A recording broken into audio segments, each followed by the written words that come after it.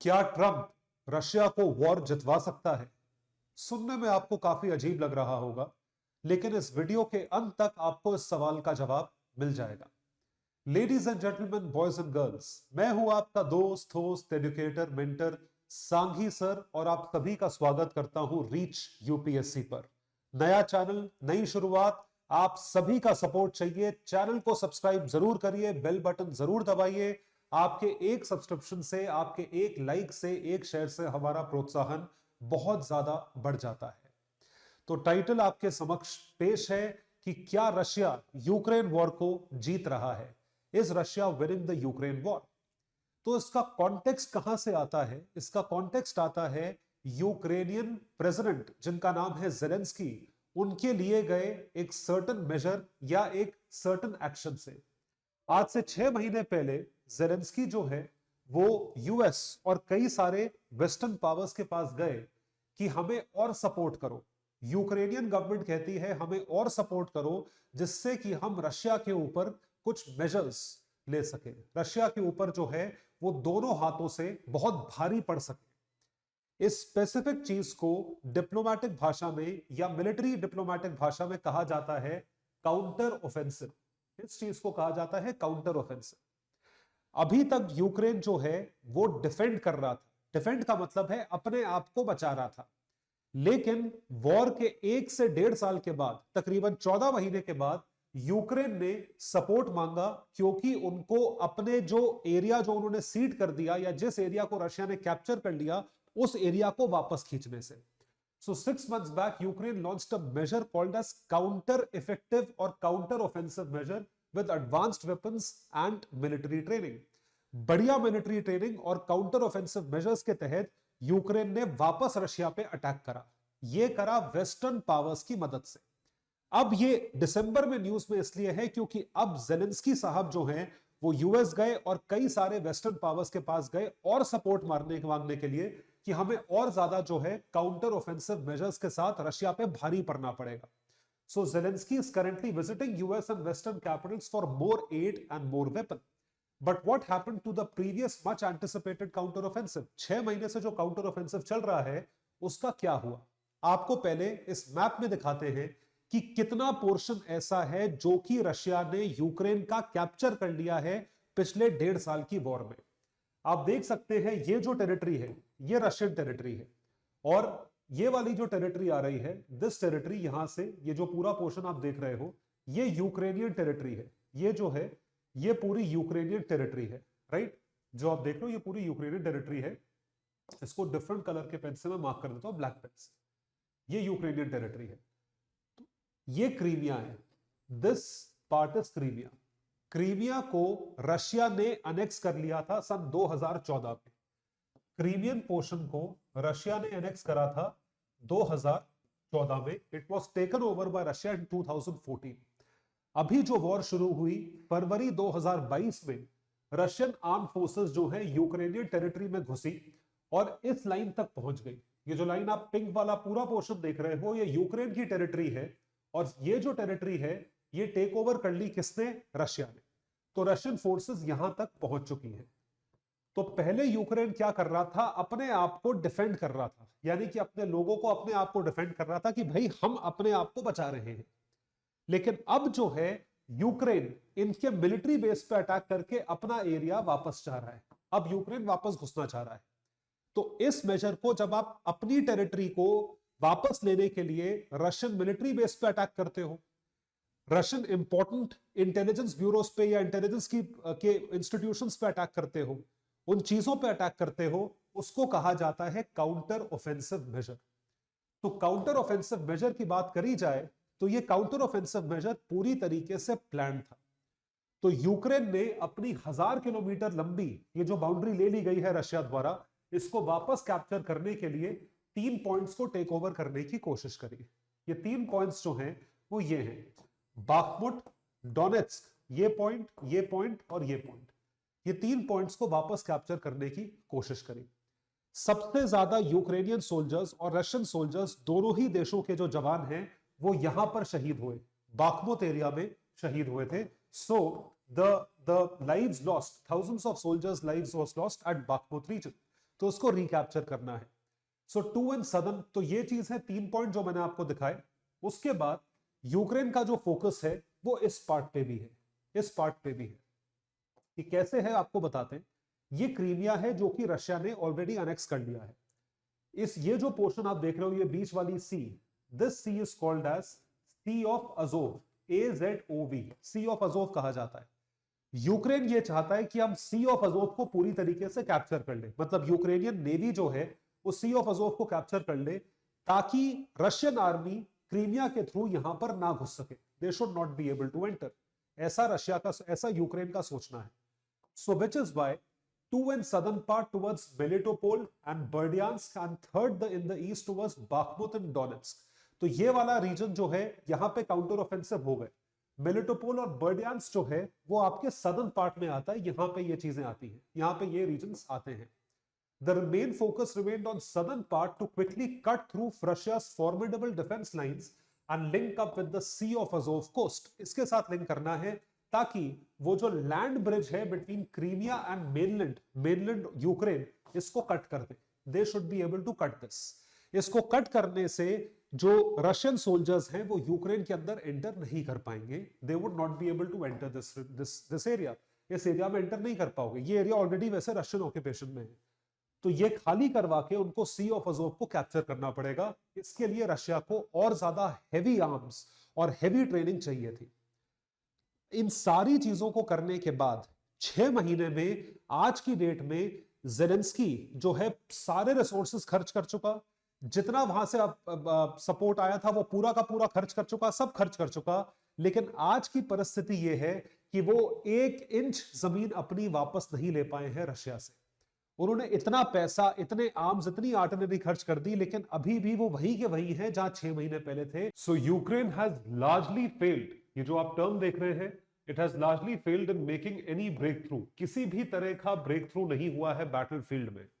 Ukraine इतना पैसा खर्च करने के बाद, पूरी वेस्टर्न पावर्स का सपोर्ट होने के बाद, और किस तरीके से, किस लेवल पे इन्होंने तैयारी करी है, यू विल बी सरप्राइज्ड। आपको you will be shock to hear जिस लेवल की तैयारी इन्होंने करवाई है अपने सोल्जर्स की, प्लस जितना इनके पास आर्म्स और आर्टिलरी आया है, उसके बाद भी लेकर ये गिने चुने पोर्शंस तक घुस पाए हैं। लेकिन अब आप कॉन्फिडेंस देखिए, यूक्रेनियन जनरल्स ये कह रहे हैं कि जो 20% एरिया जिसमें रशिया ने इंट्रूड करा है, रशिया घुस चुका है, उस एरिया को वापस लेना है। So Ukraine generals are looking for a new strategy to alter the Ukrainian generals call a stalemate. Stalemate है, रशिया वहां बैठा है, तुम घुसने की कोशिश कर रहे हो और वहां से वो हटने को तैयार नहीं है। उसका इफेक्ट क्या हो रहा है? It is losing lives. Generals, military personnel from both the countries, both sides are just killing each other। तो वो स्टेलमेट है। स्टेलमेट चेस में होता है कि ना आगे जा पा रहे ना पीछे जा पा रहे, फंसे हुए हैं, तो अपनी गोटी गिरा दीजिए। So and recapture the 20% of Ukraine. अब वो कह रहे हैं स्टेलमेट हम खत्म करके जितना यूक्रेन कैप्चर हुआ है उसको हम वापस लेंगे। तो जो यूक्रेन ने काउंटर ऑफेंसिव लिया, या जो काउंटर ऑफेंसिव के लिए उन्होंने जितने भी सप्लाईज लिए, उसका आपको एक बारी में रफ एस्टिमेट बताता हूं कि क्या क्या चीजें करी वेस्ट ने, यानी कि अमेरिकन पावर्स ने, जर्मन पावर्स ने, ब्रिटिश पावर्स ने 36,000 यूक्रेनियन सोल्जर्स को ट्रेन करा वॉर लड़ने के लिए। इसके सिवा वेस्ट ने billions of dollars of aid और उसके साथ साथ आर्म्स और आर्टिलरी, जैसे Ukraine with advanced weaponry, missile defence system, armoured vehicles, medium and long range missiles, medium and long range missiles जो है वो प्रोवाइड करे हैं, बैटल टैंक्स और artillery shells, ammunition. German tanks and armoured vehicles were burned bye Russian fire. अब आपको ये सब सप्लाई करा, आपने घुसने की कोशिश करी, और आपका जो भी रिक्लेम करने का काउंटर ऑफेंसिव था, जो प्लान था, बेसिकली जो एक्ट ऑफ वॉर था, वो कामयाब नहीं हुआ। रशिया ने आपको पीछे ढकेल दिया। इतने सब एफर्ट के बाद, आप ये समझ के चलिए, इतने सब एफर्ट के बाद यूक्रेन जो टेरिटरी ले पाया है, वो टेरिटरी आप देखिए, ये जो ग्रीन ग्रीन कलर की टेरिटरी है, जो शायद आपको बहुत छोटी दिख रही होगी, ये इतनी टेरिटरी है, ये रेड सर्कल आप देख सकते हैं, ये टेरिटरी, इतनी सी टेरिटरी, ये टेरिटरी, ये रोबोटाइन यहां पे घुसे, इतनी टेरिटरी ही रिक्लेम कर पाए हैं। और ये जो पूरा पिंक वाला पोर्शन आप देख रहे हैं, इस पूरे को रशिया ने कैप्चर कर लिया है। This is Ukrainian territory captured by Russia. तो hundreds of billions of dollars plus इतना ज्यादा आर्म्स और आर्टिलरी सपोर्ट ये सब मिलने के बाद यूक्रेन 1 इंच जमीन अपनी वापस नहीं ले पाया है. सो 6 months and hardly anything has changed. Nothing has changed. Ukraine from moving an inch into the lost territory. Sea of Azov और ये सब जो चीजें मैंने आपको बताई थी, ये सब तो छोड़ दो, वो घुस ही नहीं पा रहे हैं वहां पे. This is something that has happened. तो अब आपको ये बताते हैं कि इन्हीं महीनों में या इस टाइम में रशिया ने कितनी तैयारी करी है. How is Russia placed? क्योंकि यूक्रेन के जो प्रेसिडेंट हैं अभी इस वक्त वो वेस्ट में है, यूएस गए हैं और भी पावर्स के पास जाएंगे, क्योंकि उनका सपोर्ट जो है वो बंद कर दिया गया है. उनको और सपोर्ट चाहिए. तो उसी तरफ रशिया क्या कर रहा है? What is Russia doing? या रशिया ने किस तरीके से तैयारी करी है? रशिया ने अपने आप को रैंप अप करा है. कैसे? 3 लाख रशियन सोल्जर्स डिप्लॉयड हैं इस 1000 किलोमीटर की लाइन पे या बॉर्डर लाइन पे जो उन्होंने टेक ओवर कर लिया है portion. So there are 3 lakh trained soldiers mobilized in Russia. Russia has built strong defense lines along the front line. ये चीज बिल्ड हुई है. Ukraine which depends on West for weapons, जो वेस्ट पे depend करता है, और यूक्रेन डिपेंड करता है, लेकिन रशिया किस पे डिपेंड करता है? अपने आप पे. रशिया का मिलिट्री पावर हाउस बहुत स्ट्रांग है. It reinvigorated its military industrial base. Military industrial base, उसके साथ साथ ट्रेनिंग, उसके साथ साथ डिफेंस प्रोडक्शन को उन्होंने डबल कर दिया. ये सब कैसे करा? रशिया के पास पैसा कहां से आया ये सब करने का? क्योंकि रशिया के ऊपर तो वेस्ट ने सैंक्शंस लगा रखे हैं. ईयू ने रशिया से तेल खरीदना बंद कर दिया. रशिया जितनी कंट्रीज को एक्सपोर्ट करता था वो उन्होंने वहां से इंपोर्ट करना बंद कर दिया. तो रशिया को पैसा आ कहां से रहा है? Russia is receiving money from the countries that are buying oil from Russia. और 2 देश है मेजरली, चाइना और इंडिया, जो कि रूस से तेल खरीद रहे हैं. So sanctions on Russia has hit economy, but oil revenue continued and Russia diversified its energy trade with China and India. हमारा फायदा यह है कि रशिया ने हमें वही तेल जो हम वेस्ट या मिडिल ईस्ट से इंपोर्ट करते हैं वो सस्ते दामों पे दिया. And we need oil. Oil के बिना तो कोई इकोनॉमी चलती नहीं है. So this is how Russia is earning money and that is how they are able to fund their war. तो उसमें इंडिया को भी बहुत एक्यूजेशन मिला था. इंडिया को भी अक्यूज इस मामले में किया गया था कि आप जो है, आपके हाथों पे खून है, आप तेल खरीदते हो, वो पैसा कमाते हैं, उसी पैसों से वो ये सब कर रहे हैं और यूक्रेनियंस को मार रहे हैं. तो हमारे हाथ पे खून लग गया. हमने कहा टू हेल विद इट. आप जो है, आप अपनी तरफ से जो करना चाहो करो. तुम पियो तो पानी, हम पिए तो शराब. तुम करो तो पुण्य, हम करें तो पाप. ये वाली सिचुएशन जब तक यूएस वो चीज कर रहा था तालिबान में, अफगानिस्तान में, तब तक ठीक था. वहां पे सिविलियंस नहीं मर रहे थे. यूएस ने क्या करा? यूएस ने इराक को खत्म कर दिया, सिविलियंस नहीं मरे. यूएस ने सीरिया या आप ये गद्दाफी का जो लीबिया है उसको खत्म कर दिया, वहां पे सिविलियंस नहीं मरे. यूएस ने वियतनाम वॉर में इतने सिविलियंस को मार दिया, एटम बॉम्ब फोड़ दिया, और हम यहां से सिर्फ तेल खरीद रहे हैं. तो उसमें यूएस को प्रॉब्लम है. तो अब प्रॉब्लम क्या है? यूक्रेन को रशिया ने इतना प्रिपेयर करा, यूक्रेन ने 6 महीने का काउंटर ऑफेंसिव करा जो फेल हो गया. तो वेस्ट ने जो एड दे रहे थे, जो पैसा दे रहे थे वॉर लड़ने का, वो बंद कर दिया. ये ईयू ने भी कर दिया है, और यूएस में हाल ही में कांग्रेस ने ये चीज कर दी है. Republicans blocked an emergency spending bill in US Congress, जो कि $50 बिलियन जो है एड दे रहा था, सिक्योरिटी असिस्टेंस टू यूक्रेन, इसको ब्लॉक कर दिया गया है. यानी ये पैसा यूक्रेन को नहीं मिलेगा.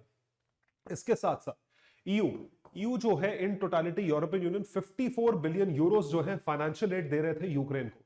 इसमें वीटो कर लिया एक ईयू के मेंबर ने, हंगरी ने. बुडापेस्ट जिसका कैपिटल है उसने कर लिया. तो ओपिनियन पोल्स जो है वो ये दिखा रहे हैं कि आप किस तरीके से इसको रोक पाओगे. भाई इतना पैसा तुम्हारी कंट्री के लोगों का है ना, तुम वॉर में खर्च कर रहे हो, और वॉर से तुम्हें मिल क्या रहा है? कुछ नहीं. तो ये सब वॉर होता है करप्शन का सबसे बड़ा तरीका. But how long the aid will continue without any gains on battlefields? Gain तो कुछ हो नहीं रहा. इतने पैसे पिछले 6 महीने में खर्च करे, 1 इंच लैंड भी वापस ले पाए? नहीं ले पाए. इस वजह से यूक्रेनियन प्रेसिडेंट जेलेंस्की वहां पे घूम रहे हैं. तो EU are now encouraging Kyiv to start talks with the Russians. जो चीज 1.5 साल पहले होनी चाहिए थी वो नहीं हुई, अब वो बात करना शुरू कर रहे हैं. ये अब बात करो जी. 1.5 साल से क्या कर रहे थे? अब रशिया आपको लगता है आपके लैंड छोड़ देगा? अब रशिया तो इंट्रूड करके बैठा है, आपको लगता है वो आपकी लैंड छोड़ देगा? सो यूक्रेन का काउंटर ऑफेंसिव फेल हो गया, और यूएस और EU दोनों के ऊपर प्रेशर आया. ऑपोजिशन पार्टी से, वहां पे अपनी कंट्री में ऑपोजिशन पार्टी से प्रेशर आया कि भाई ये पैसा कहां जा दे रहे हो तुम, कोई फायदा तो हो नहीं रहा है. तो जितने एरिया में रशिया घुसा है, अब यहां पर क्या सिचुएशन होगी? What will be the situation? अब देखिए, ये पूरी की पूरी जो चीज है, ये पूरी पॉलिटिक्स जो चल रही है, ये डिपेंड करती है अमेरिका पे. अमेरिका में जो रिपब्लिकन के कैंडिडेट है, प्रेसिडेंशियल कैंडिडेट है, जो पहले भी राष्ट्रपति बन चुके हैं, डोनाल्ड ट्रंप, उन्होंने अपने इलेक्शन कैंपेन में यह स्टेट करा है कि मैं अगर पावर में आया, मैं सबसे पहले यूक्रेन रशिया वॉर एंड करवाऊंगा। यूक्रेन रशिया वॉर एंड एक तरीके से हो सकता है कि यूक्रेन जो है वो रशिया से बोले कि जो हो चुका सो हो चुका, इतनी टेरिटरी जो है वो तुम लेकर बैठे हो, बैठ जाओ, बस अब सीज फायर हो गया। अब ये नई लाइन ड्रॉ होगी या इसी तरीके से चलता रहेगा, जैसे क्रीमिया रशिया ने ले लिया था, सिमिलरली ये एरिया भी रूस ले चुका है। तो यहां पर स्टेलमेट हो गया, सीज फायर हो गई, आप बैठे दोनों तरफ पे, लेकिन वॉर नहीं हो रही है। ट्रंप सिर्फ और सिर्फ एक इस चीज पे यूएस प्रेसिडेंशियल इलेक्शंस जीत सकता है क्योंकि बाइडेन ने इसी चीज पे hundreds of billions of dollars खर्च करे हैं, which is not in the interest of tax payer. ये चीज ट्रंप के फेवर में काम करती है या नहीं, वो देखने वाली बात है। Russia made it clear the war will continue till Russia achieve it's objectives. Russia ने तो ये बोल दिया, यूक्रेन को पैसा मिल नहीं रहा है तो कब तक लड़ोगे? If you are not getting money, well, till Ukraine can hope for gains only in the spring next year, क्योंकि तब तक यूएस के इलेक्शंस हो जाएंगे। So with election and most likely change in power schedule in US next year, call for accepting new borders to Ukraine will only become more loud and clear. So Ukraine is on its way to burn dollars without gaining anything of it, क्योंकि आप पैसा जबरदस्ती खर्च कर रहे हैं, आपको उससे कुछ मिल नहीं रहा है, इस वजह से आपका और पैसा खर्च करना या आपको और पैसा मिलना जस्टिफाइड नहीं है। तो एंड में उसी सवाल पर आते हैं जो मैंने आपसे शुरुआत में पूछा था, can Trump make Russia win the Russia Ukraine war? क्योंकि अगर वहीं पे सीज फायर हुआ और यूक्रेन ने मान लिया कि जो आप टेरिटरी ले चुके हो वो लेके बैठ जाओ, वॉर नहीं होगी, तो रशिया जीत गया। सिंपल सी बात है, आपने अपने आप को गिरा दिया, आपने जो है अपने आप की डिफीट एक्सेप्ट कर ली है। तो अब आप कमेंट सेक्शन में लिखकर यह बताएंगे कि क्या इसमें कोई भी सच्चाई है। That would be all. Thank you so much. Bye everyone. Take care and all the best.